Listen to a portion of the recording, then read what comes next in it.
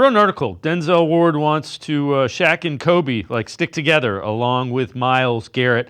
Take us through that article. And Scott, fans are getting a little worked up that Myles said, he wants to see the plan, and Ward said this. When you're 3-14 and you've played a number of years in the league, you don't want to go back to rebuilds. I completely understand what both of these guys are thinking. Oh, for sure. And it's interesting because Denzel has said that he wants to be here regardless of the plan. And, he could change his mind on that too, but he kind of drew a distinction with Garrett, who said, I need to see the plan. I'm not going to go through a rebuild. Now, Andrew Berry said today he was pretty strong. Myles is going to be, go from Cleveland to Canton, thinks he's going to be here for his whole career.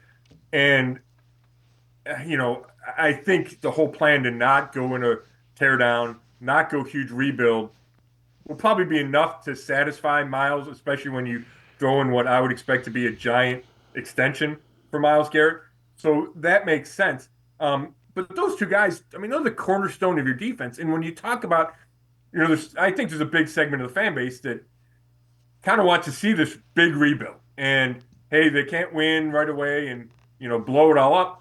When you have guys like Garrett and Ward, I think you're partially there to being able to win. You got two top, whatever. Myles is the best defensive player in the league.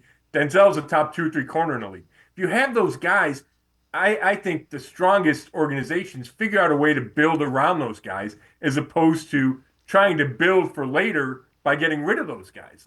I understand the thought process. I just don't agree with it. I think you have two cornerstones that you can build around. And really on defense, you probably only need 4 or 5. And if JOK comes back, he's one of them, right? And you can figure out a way to get to imagine that defense being a top 5 defense again because you have those two guys.